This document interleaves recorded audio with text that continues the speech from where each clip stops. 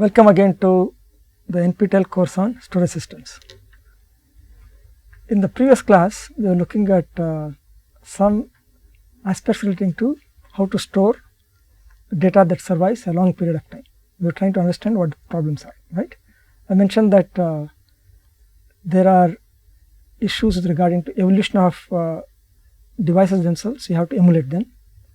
We also tried to look at something closer to what happened in this country. Example, we have in the script which is visible, but we can't figure out what it is, right? And it's actually on tablets. Okay, so it's physically available, but we can't find what it is. Whereas in the case of the web address, it's never written down, but it's accessible. Okay, it's never written down. Okay, for a long period of time. Only in the recent last let's say 1000 years or so it has been written down. Okay, it was always transmitted orally, but it has survived. So there is some interesting thing about how it happened, and we were discussing that there is lot of technologies were used to make it happen. One of them was redundancy, and we went through some of this, right? So we looked at some of the ways that was done. Okay, so in general the problem is extremely hard. It is tremendously hard problem. That's why there is no proper solution still to look at the kind of thing that's required. There's an interesting paper by Jeff Rothenberg. Okay, he's talking about avoiding technological quicksand, finding a viable technical foundation for digital preservation. This is a very important problem because a lot of stuff that we are doing nowadays is in the digital form now. If you have your photos, you have some gadget now, and nobody can find a way to read it 10 years from now, you lost a lot of stuff. Now people are putting land records, khatas, okay, in digital form. If 20 years from now or 30 years from now nobody is able to read it, it's a disaster. Okay, the problem is that this particular technology, our technology currently is in that situation. Okay, so that's why what we are trying to say is, what is it that we have to do? For example, you have a digital document. It actually, for example, let's take some ancient, some of you might have heard about something called WordPerfect. Okay, it probably ran on a PC only. It never ran on a Unix system, for example. Who knows? PC will be extinct within the next decade. The kind of PC that we used right now. For example, you have tablets, right?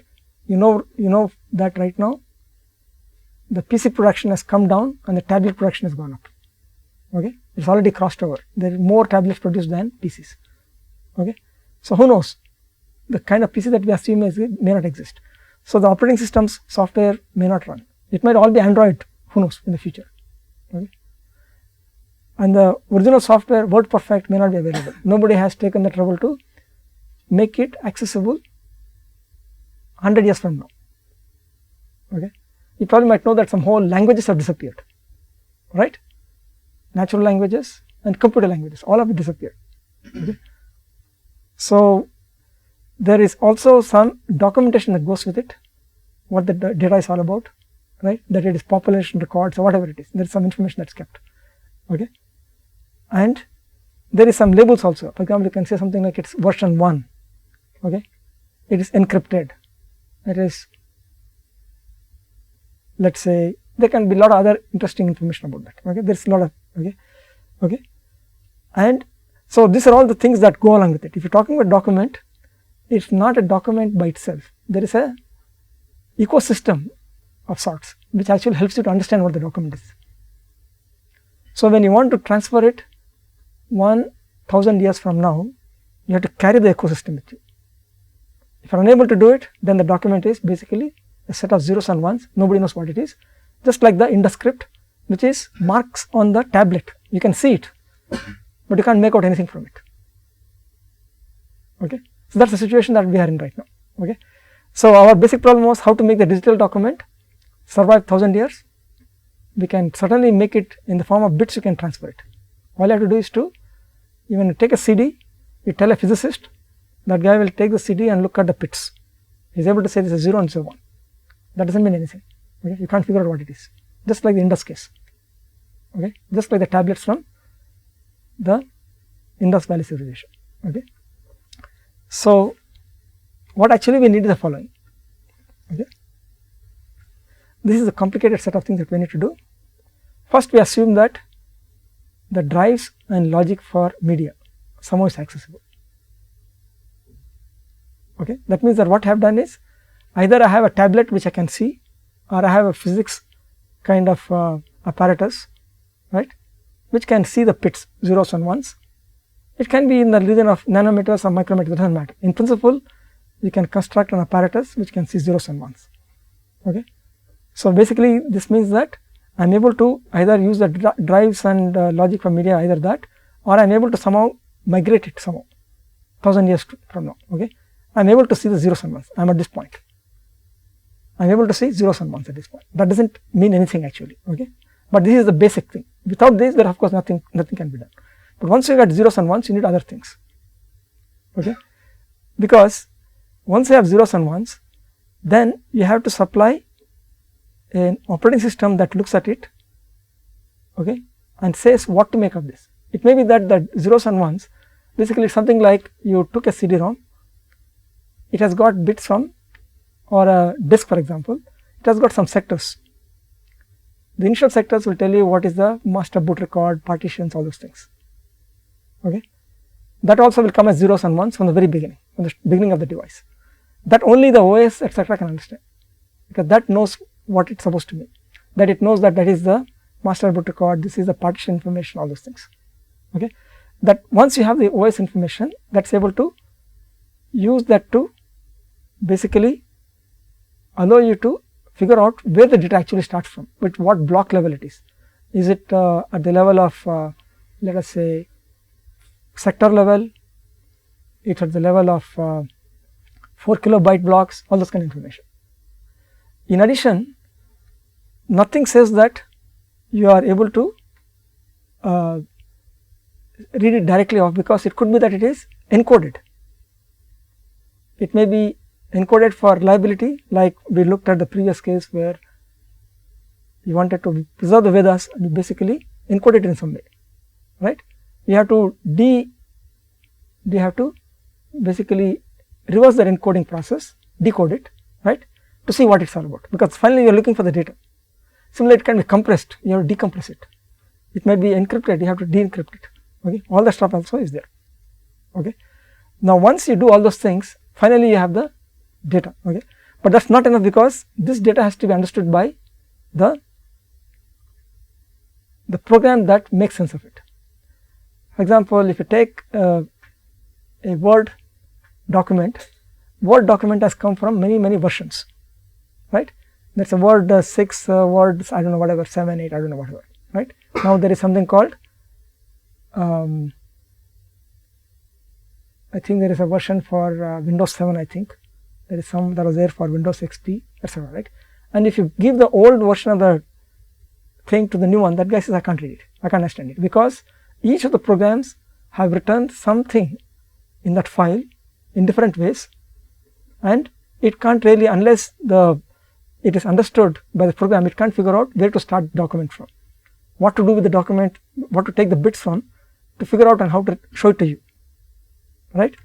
So, essentially you need to have the ability to run the application, but the application actually runs on a particular operating system, right. That means you have to make the operating system run. Okay. But if you want to run the operating system, it may be depending on a particular hardware itself. Okay. It may be that it is only specific to x86, and probably who knows, x86 will be obsolete in 3012. Okay. It will be amazing of course if it is alive in 3012, but let us say, okay. But that means I need to be able to run the architecture also, okay, in some sense. Okay. That means I need to have an emulator, okay, and emulator requires an emulator specification. Okay. That emulator specification and the interpreter have to be there, then only finally the hardware x86 available. That x86 stuff is required to run the operating system, right. And basically you have a current hardware and current operating system in 3012, and then using that I am able to run the original operating system on that original hardware. Okay. Then the original OS is running, then the original software is running, and the original bits are available, then you get the document. You can see how complicated the whole thing is. It's not a trivial thing. So if you want to do this, it's a mind-blowingly complicated thing. Okay, that's why nobody guarantees any of these things as of now. People are thinking about how to do it. They are very interesting solutions, but the simplest of course is anything that's valuable, you store it and keep on moving it to newer technologies. Okay, that's your business. You have to keep on moving it. If you're unable to do it, you lose it somewhere. Okay, it's like the way we have lost languages, is the way we lost scripts. Okay, you don't understand, like the way we lost Indus Valley civilization script because we don't know what it is. There are various inspired guesses, but nobody knows what it is still. Okay, so same thing is going to happen to digital media unless there is some special care. We are all excited about digital media because it looks great, but there is a fatal weakness in digital media at the storage level. Again, one more example of this serious problem. In film archival, it turns out if you want to preserve the data, let's say you made a movie now, you want to keep it around for 100 years. Okay, data preservation requires active energy to move it from one format to the next generation format. I think all of you know about some 35 mm, 75 mm, or this 70 mm, some this various formats are there, right? You have to do it every few years.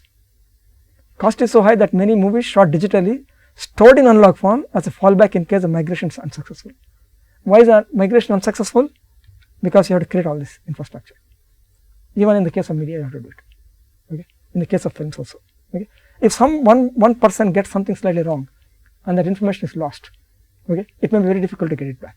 Okay, it's similar to you have a document, you encrypted it, and by real bad luck, somebody lost the key. Okay, you lost it. Okay, that also is a problem. Okay, so this is one aspect. The other thing is storing a digital master record. Some people also done some studies. Some US Academy of Motion Picture Arts and Sciences. Okay, they have looked at this problem. Storing a digital master costs so much, whereas this much for is a factor of 12 difference by according to some study. Okay, to store a conventional film master in a salt limestone mine, you keep it because it's cool and it's sort of naturally refrigerated, naturally cool. Okay, that's the reason I keep it in the salt limestone mines.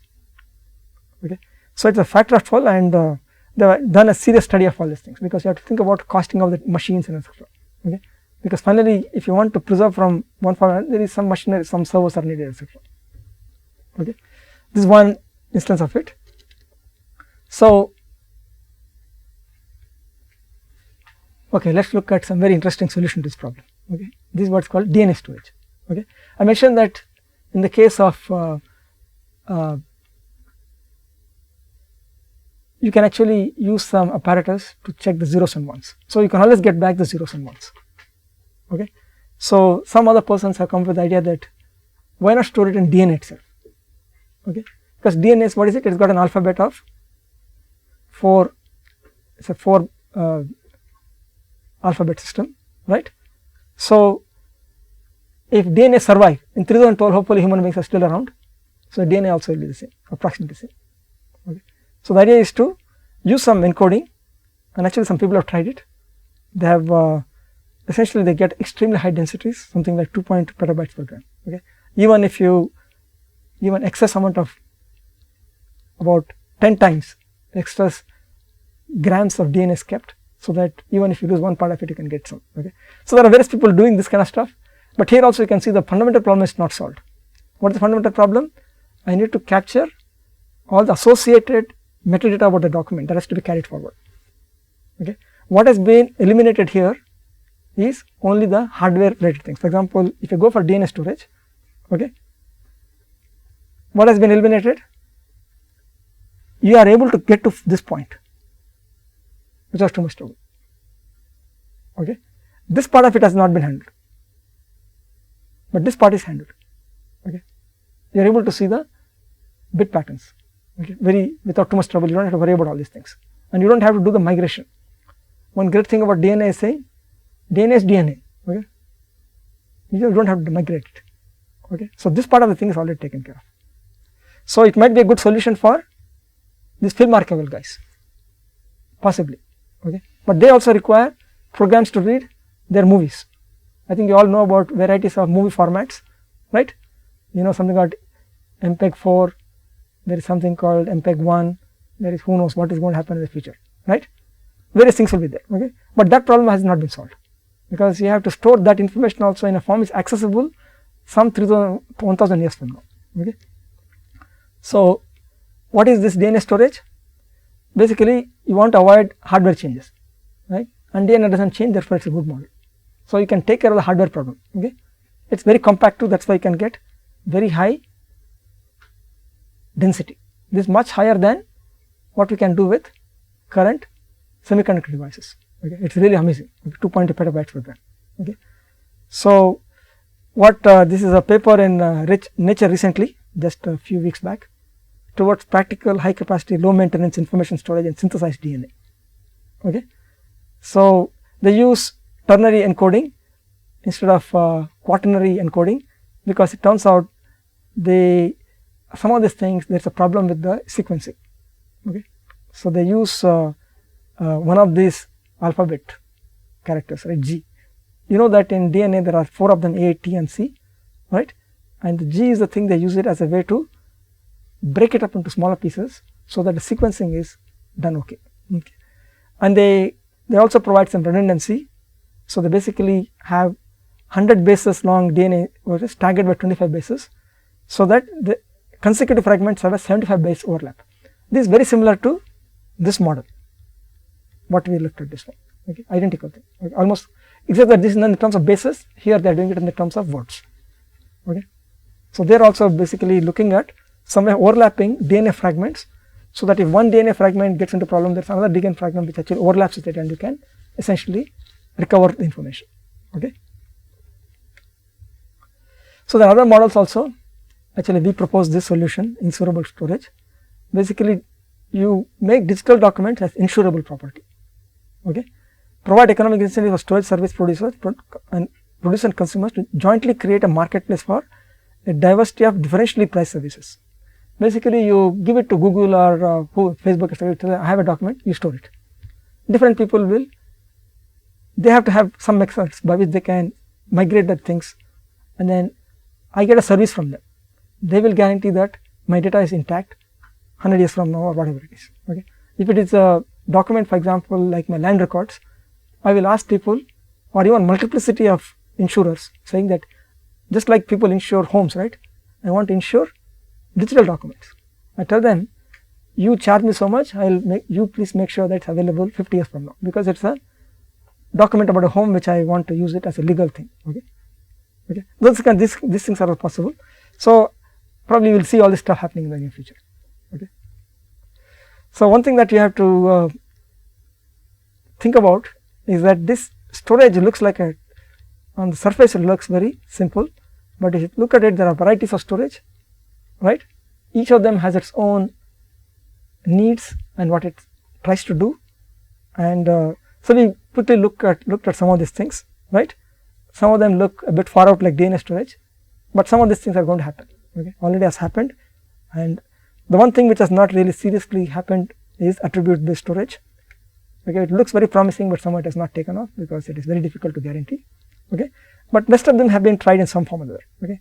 So, the last two are the ones which are not yet there in conventional media, but I think I have told you right, when it comes to preserving something for 5000 years, there have been some examples, good examples where it has happened, right. So, you will probably start seeing some of those things in the future, okay. So,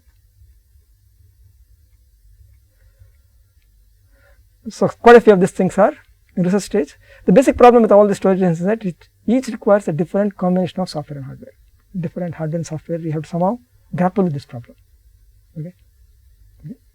It's a very hard problem. So, I just wanted to make sure you think about it, okay, in that way. So, let us try to think about what we have right now. So, let us keep ourselves in a Unix model. Now, there are varieties of storage possible, and it depends on the system you use. So, if suppose I take Unix as the model, okay. One thing about Unix you have to remember is that Unix tries to treat everything as a file, okay. So, there will be a lot of quote operations which seemingly are dealing with files, but they are actually dealing with something else, okay. they are not actually doing anything with storage operations. A good example is, suppose you have the proc file system. In Linux and other systems, they have something called /proc. Okay. What is /proc system doing? It is exposing certain information about the system in some easy form, in a hierarchical manner. It could be, for example, even things like CPU information. How many CPUs are there on the system, right? It could be about how much memory is there. There's nothing to do with actually storage for all practical purposes. Okay, what we mean by storage in this class, right? But it's available to you as a file in a /proc system, in the file system. Okay, so it turns out if you look at Unix interfaces, there are a lot of operations which use seemingly files, but actually they are not really storage operations. That's something you have to keep in mind. Okay, so let's look at what are the possible interfaces in Unix kind of systems. First of all, there is a library interface. You have the system call interface. You might have a device driver interface. You might have a device interface. I just listed a few of them. You can think of a few more. Okay. So, for example, in libc, what is libc? It is a library that is used when you program in C library, C. There is a corresponding one for C++. There is something called IOStream library, for example, right? That is for IO. Okay. So, the standard IO.h is used in C/Unix, but in C++ you might use something called IOStream, etc. Okay. So, the libraries that are needed for doing storage operations can be absolutely arbitrary, but in C and Unix it is typically standard IO.h. For example, if you are using Amazon S3 kind of file system, S3 kind of storage service, their library is going to be different from any of these things. Okay. Again, if you look at this libc versus system call, etc., you will see that different things happen at different levels. In libc, for example, the notion of buffering is very strong. Okay, because application wants to buffer things. Why does the application want to buffer things? Because application knows that storage devices are slow, and it is telling the library C library, please do something for me to make sure that I am not hurt by the slowness of the devices. So, applications typically want some buffering so that the performance of the application is reasonable, so that the application does not have to worry about buffering itself. The underlying library / operating system together are doing something for me. Okay. So, for example, there are three types of buffering you might have come across. Unbuffered means don't do any buffering for me. For example, there are things what are called character devices, right, which don't need any buffering. Okay, you want to be given it access directly. Okay, you can be having block buffered, like for example disk devices, CD-ROM devices, DVDs, those kind of things, or line buffered terminals, for example. Okay, you only when the line is complete you give it to me, otherwise don't give it to me. Okay, so the basic reason is that the devices are slow, so you want to amortize the cost of processing or the cost of waiting for these things, so that if you get a big chunk, 4 kilobytes, it is better than getting 10 bytes every time. Okay, because going to disk is so slow, it is not worth it. You basically say give me in 4 kilobyte chunks, and I will, this libc will actually manage it for me. It will keep track of where I am right now in that buffer. Okay, that is why there is a structure called a file structure. Some of you might have used it extensively, and this file structure is a thing that is kept by the libc, so that it can actually replace normally what you would have a device view with a buffer view. You think in terms of buffers, you don't think in terms of devices, because somebody behind the back is actually managing the movement of information from the device to the buffer. You think in terms of file structures, you don't think in terms of device structures. For example, it has a file descriptor, the current stream position. So, you are in a buffer and you are processing it. It has come sometime in the past from the disk or wherever to the memory, and the libc is keeping track of where you are in the buffer. Okay. It can also keep track of end of file or error indicators. Sometimes when you try to read something, there can be error. Okay. So, your libc is keeping track of these things. okay, instead of the device keeping track of it. Normally what happens is that you try to read something, the device is unsuccessful, not able to read it. So it keeps track of what the error is, and somebody has to poll the device saying, what happened? I asked you to do something, you didn't do it, please tell me what was the problem, okay. That the device might keep. Here it is being kept by your file structure. Essentially, in some sense, you don't want to deal with the device structures things, because you have multiplicity of devices. Each device might do it in different ways, okay. So you don't want to go and figure out what particular device you are dealing with and do it. You want to do it in general, generically, okay. So this libc actually gives you a file structure which does all this, okay. So one thing about libc and this kind of structure, the application level, basically these are basically what's happening. You are doing it more or less at application level. You are in the same address space, okay. So you can actually replace your libc. You can change your, you can have a alternate module, okay, which interfaces for, which gives you the interface for storage.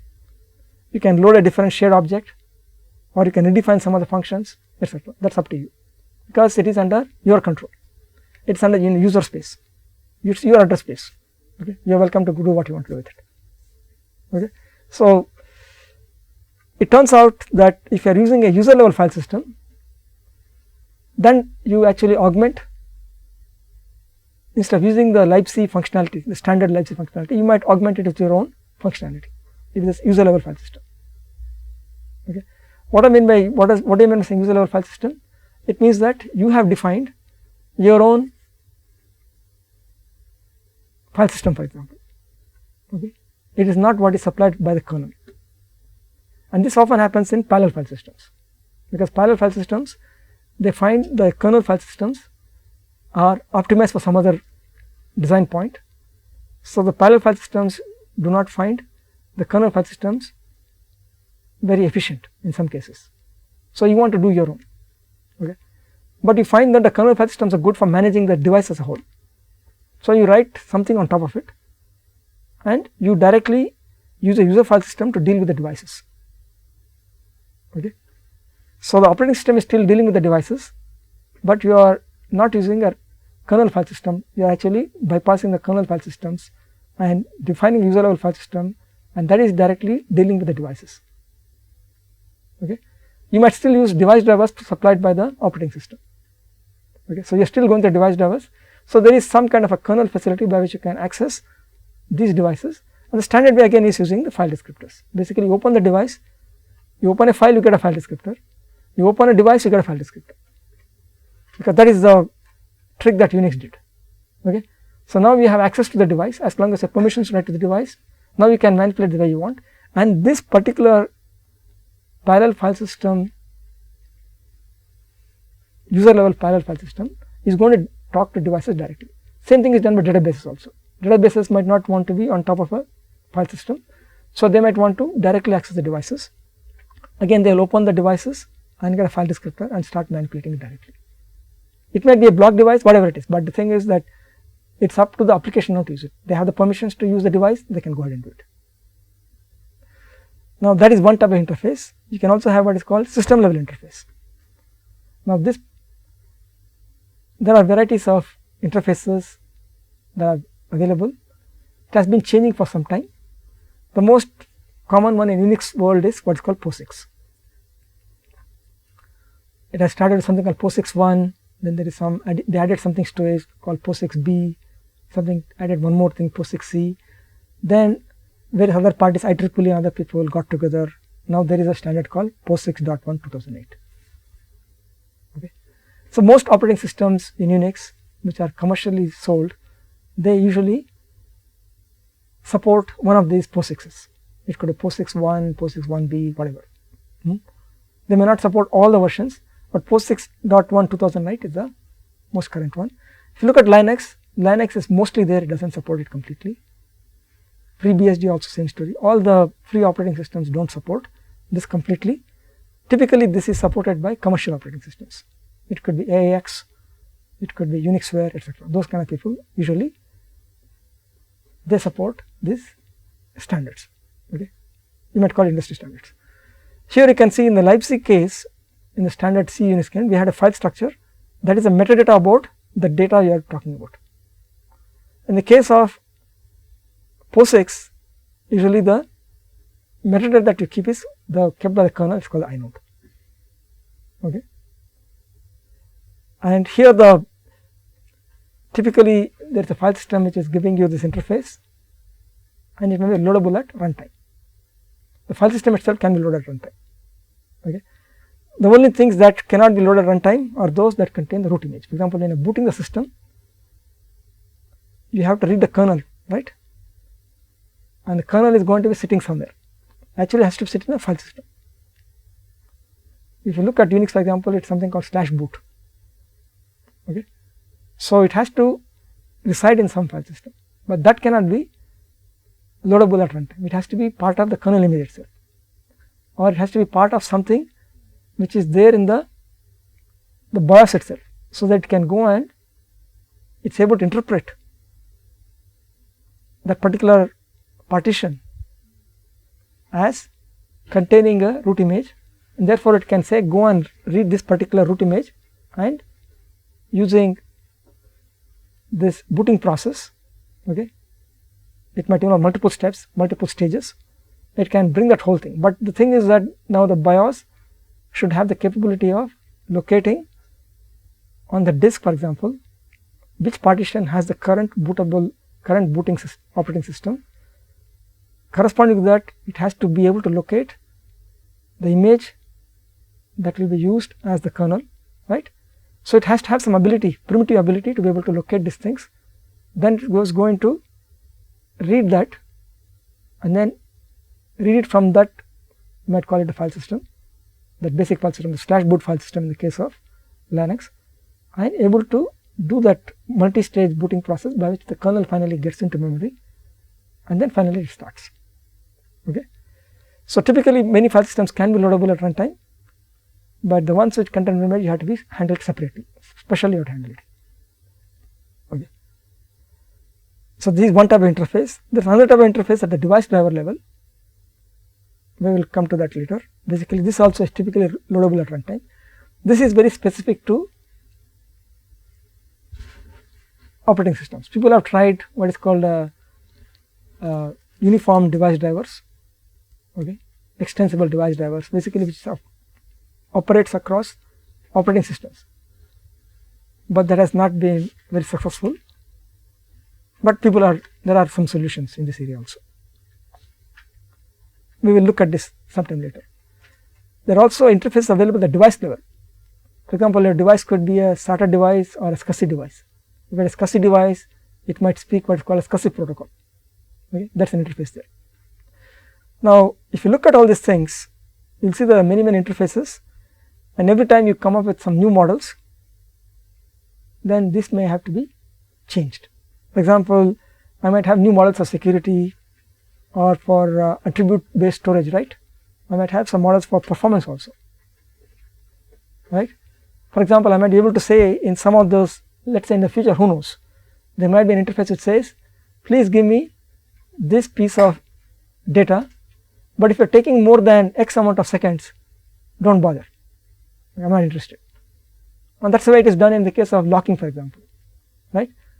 You might know that in the case of semaphores, there are something called real-time semaphores, by which you can give it some delay.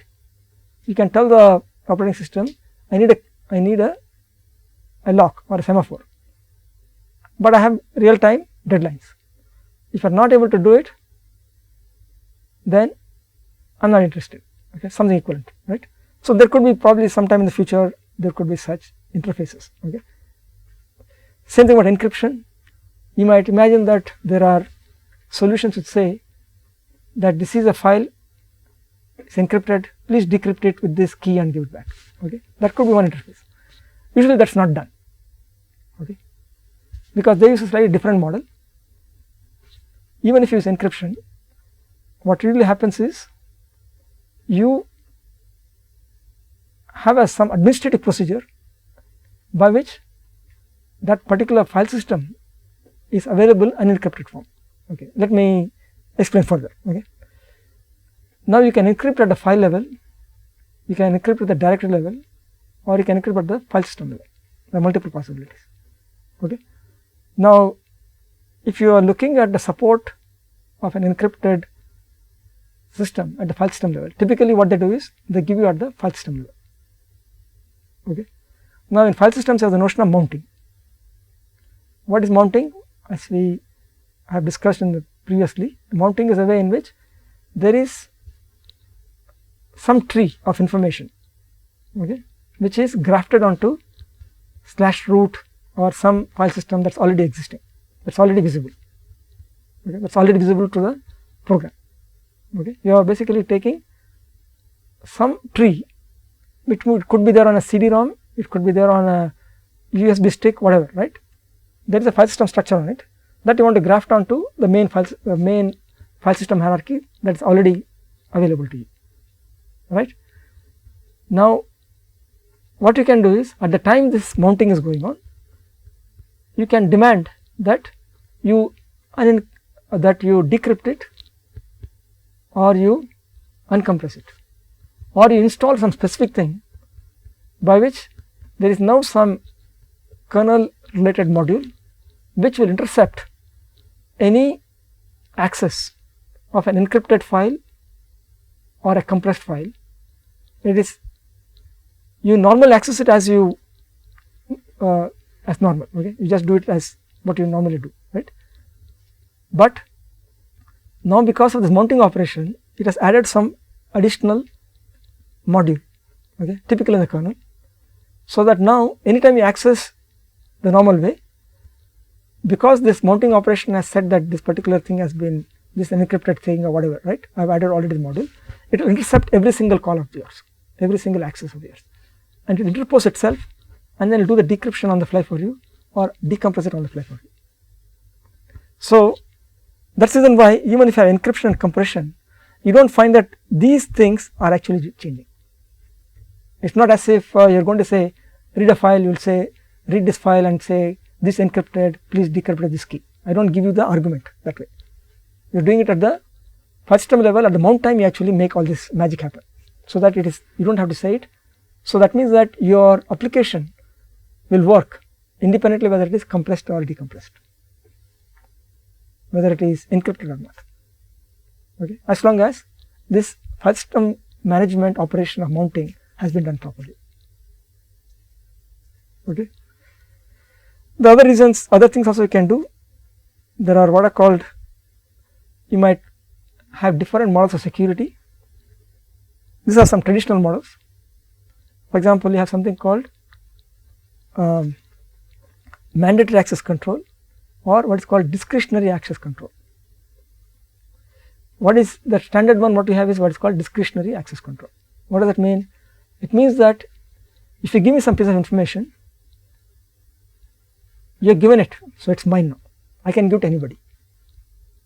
Okay, nobody can. The party who gave it to me does not have any control about where it is going to go.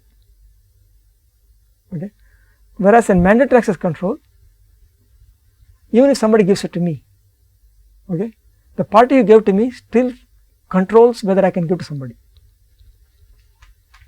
Okay. So, why is this important? It is important because suppose I give you some sensitive information, okay, I am giving it to you because you are going to an office where you have to show them some piece of information I have, okay, but I am still worrying about what happens to that information. I want to make sure that it does not go into the wrong hands, right. If I am worried about where that information is going, okay, then I have to use mandatory access control. If I am not concerned about it, then I can use discretionary access control.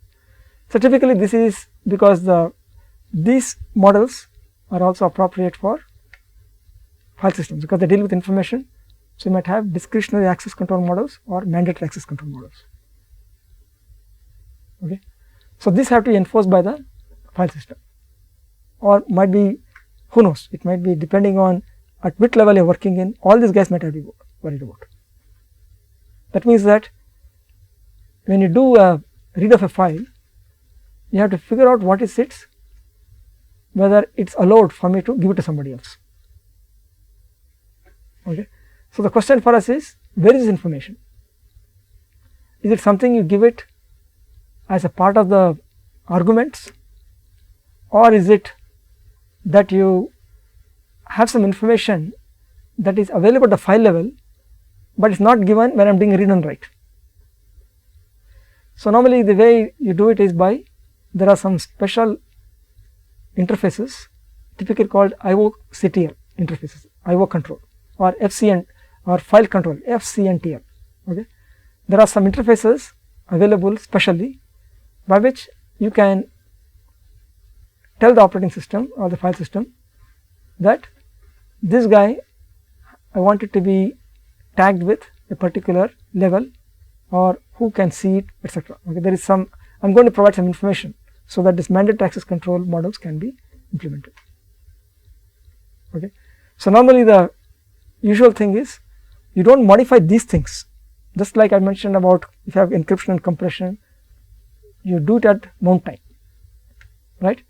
For mandatory access control information flow models, probably you do it at, you specially say that this is a file, I created this file, I tag it with special properties, that this has to be managed mandatory access control. Okay, so it's not given as an argument whenever I do a read and write, but you do it specially using some special interfaces. Okay. So we'll just quickly take a look at some of the interfaces. I think some of these are very familiar to. Libc, for example, opens a file, but it opens a file under some buffer policy. As I mentioned before, the buffer policy is typically block. Okay, this is a typical thing. Okay, so you have fflush. I'm not going to go through all of them. I'm just going to give a few of them. Fflush, basically, because it is buffered, it may be in memory. I want to make sure it is going to be synchronized with the actual file. That's fflush. I'm done with the file. Fclose. Okay, so this is the stuff which basically setVbuff basically sets the buffer and its size. Okay, so basically what is sets the buffer means whether it is line buffered, whether it is block buffered or unbuffered. That's what this is, and its size also. Okay. Okay. So there are other things like f write, etc., which I'm not going to go into. There's also direct input output, f read and f write. This is a part of libc. You can also have lots of other types of operations which operate on a file stream. You can have fgetc. So because now there is the notion of a byte character and a byte character. Why did the byte character come in? You had something called Unicode, the 16-bit codes. So because of that, there are something called byte characters. Okay, so typical byte code can only handle ASCII and a few character sets, whereas you want to encode many languages in the world, right? It turns out the byte ASCII code is not sufficient, so you have to go to a byte character. There's 16-bit, but it turns out the 16-bit code also is not really properly well thought out. Okay, so that's why there is something called UTF-8. Okay, it is not a 16-bit code; it's actually a variable length code. It can handle both byte as well as 3 bytes, for example. Like for example, if you are talking about Indian language encoding, we typically use 3 byte codes. Okay, and the good thing about this UTF-8 is that you can mix ASCII and other Indian language, for example. Okay, so but you notice that interface here doesn't talk about 3 byte codes. That's something you have to do it in application. Okay, it's not part of it. But whereas if you are using one type of Unicode 16-bit, then this byte character is already available to you. Okay, so you will see that there are things which read a byte from a file stream. Okay, you can write to it. Okay, you can get it from standard input. You will see there is something called getS, which has now obsolete, because there is, what is the problem with getS? The problem is that it is insecure. Okay, there are what is called buffer overflow attacks possible. So it is now in C99, means C1999, they basically deprecated it, saying that don't use it, but they didn't bar anybody from using it, but they deprecated it. In C11, 2011, they have obsoleted it. That means if you are a standard compliant C, you don't have to support getters. You can throw it out and nobody can complain about it. Okay. So there are things which can write, put character, put s, okay, unget, we put it back into the file system. Okay, there are this other kind of stuff which is there for unformatted.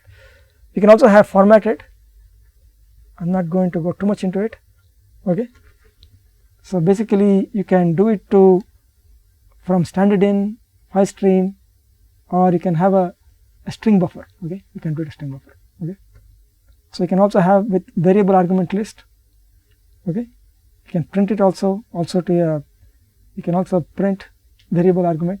Okay, and also there is something which tells you about what is the current error, P error. Okay, so you can see this is all part of libc. There are also other things like file positioning, error handling, and some operations on files. File positioning returns the current file position indicator. I want to know where I am in the buffer or where exactly it is. Okay, okay. fseek, you can move to a particular place. Okay, rewind, you can go in the beginning. Again, this depends on the device. For example, a rewind might mean for a tape device to go in the beginning, right, which is a physically that is done. Okay, or it can also be done virtually, because nowadays what's happening is that tapes may now be emulated through a disk. Okay, so when you do a rewind, that is being done on an emulated tape. That means finally what happens is that on the disk you actually go to a particular sector. Okay, somebody is going to do that for you.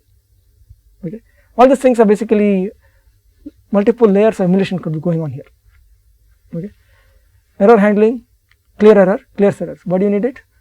Sometimes there is a device error, and just like for example on a printer, sometimes there is a printer jam. You finally, after clearing the jam, you say that there is no error, please proceed, right. Similarly here also in devices, tapes and other kinds of stuff, you may want to clear the error once you have taken care of it. Okay, so there are things like checking for end of file, okay, etc. Check whether I do an operation, has it resulted in an error, for example. All this is available at libc. Again, this is, since it's libc, you don't know what device you're talking about, because as long as it comes as some file, a file can be /var/something /home something, or it can even be /dev/something. Actually, it could be a device, it could be a tape, it could be a CD-ROM, it could be anything. Okay, so this libc handles all this at generality, in complete generality. Okay, it can also be operation on files. You can erase a file, you can rename a file. This is a very complicated operation, because you could in principle rename directories also. Okay, you might actually take it from one part of the file system hierarchy and dump it somewhere else. Okay, and this can be very complicated, because in a concurrent system there are lots of people who could be sitting on each of those file system hierarchies. So to ensure that there is no activity here before I can move it there, okay, it might require some care. Okay, it's not trivial. So this is usually a extremely complex operation, but a very important one, because all of us depend on this. For example, if you are doing some editing, what you want to do is you want to keep the old file, you read the old version of what you are editing, it should come to your buffer, but when you say write, right, I want an atomic operation by which the current version as it sees as seen in the editor, right, should atomically replace what is there in the disk. It should be atomic. If you don't do it atomically, then you may lose your file. Okay, so this is a very critical operation. I think those are people who have used VI, for example, in the early 1970s. It was not atomic. You write it, you may or may not get a file. The file might just disappear. Okay, so it was a very scary thing in those days. Luckily now, all editors typically use the rename operation, and it is guaranteed by the kernel that either you have the old thing or the new thing. Okay, you will not have some in between stuff, or typically you will not lose anything. Typically, okay, they guarantee that you are safe. Okay. Okay, so now that is basically at the libc level, right? You will have it at the POSIX level also. Okay, this is a fairly long one, so I may not have time to go through much of it, but there are various things. For example, you have something called access, test for file accessibility. I am so and so, I have these permissions, can I access this file? Now again, this is in a discretionary access control kind of mechanism, this might be fine. Okay, but in mandatory access control or what is called information flow models, right, trying to even know whether I can access something also is information leak. For example, if I, in some cases, right, the information whether I can access something itself is information. Okay, so in this kind of information flow based systems, this access may be severely, the functionality will may be seriously limited. Okay, they might only say that among your own class of users you may be able to do it, not across other classes of users, right. I think the other things you might have come across, change directory, change the file mode, change the ownership, close a file. You can also use directories, you can open directories. For example, there is this open directory, there is a corresponding closed directory. You want to use it as a, you want to go through each of the entry in the directory. Okay, for that you can open the directory and go through one by one. For example, open directory, read directory and close directory. Read directory means you want to go to the next entry in the system. Okay, so again this is there so that who knows, the directory itself is, it's a huge directory and it's hashed. For example, let's say that I have, as I mentioned to you, my mail directory has got 18,000 entries. So I'm searching for something, somebody might have a hash. So I'm asking it to go from one step to the next step, right? I can't linearly read it. I can't read it from one next. It's not like that because somebody is doing hashing for me. So I will actually go through a loop. I say get the next one, and the system has to figure out going through hashing other things, which is the next one. It is keeping track of it in its own way. I don't know how it is done. Okay, it's transparent to me, but I have the capability of saying, open the directory, go to the first one, give me the next one, give me the next one. Okay, how it is done inside, I don't care, because it might be using hashing, it might use compression. I don't know what it's doing. I couldn't care less. Okay, there are other functions like create. Okay, and it has got very fairly complex semantics. Because of this kind of complexities, if you are going into new domains like cloud storage or high performance parallel storage, people try to eliminate this kind of complicated semantics. Usually they don't support this kind of things. Okay, for example, we know that there is something called opening a file, right? There is some idiom that is common in Unix systems where you open a file and delete it. The idea being that as long as it's open, you have access to reading and writing that particular file, but the minute you close it or the system crashes, that thing disappears. Okay, in some sense it is like a temporary file in memory sitting there. Okay, you open it and then you delete it. That means that whatever you put in is available only for that session, for process, right? You process, right, only for that period, nothing more, nothing less. Okay, so various idioms of that kind are there in POSIX, but these idioms are very difficult to support in other configurations, in other systems. Like I mentioned, cloud storage and all these things are very difficult to do it. So these are the first things to be thrown out. Okay, so again, this is a complete set of POSIX ones. You will see that there are some unusual ones. For example, pathconf. Okay, what is it? It turns out pathconf, what is it? Basically, you might have a device /dev/rmt something. Okay, you want to get the configuration variables path. Basically, that's a device actually. I want to get the what is the configurations of that particular tape device or the CD-ROM, whatever it is. Or it could also be, for example, let us say that you have a file which has what is called an extent based system. What is an extent based system? It is a system which tries to allocate not blocks of 4 kilobytes, it tries to allocate in very long contiguous chunks. It can be 16 megabytes or 4 megabytes, because we know that disks are very good at giving you big chunks of information as long as they are contiguous. Okay. So, whereas if you do it 4 kilobytes at a time, okay, this device performance is very bad.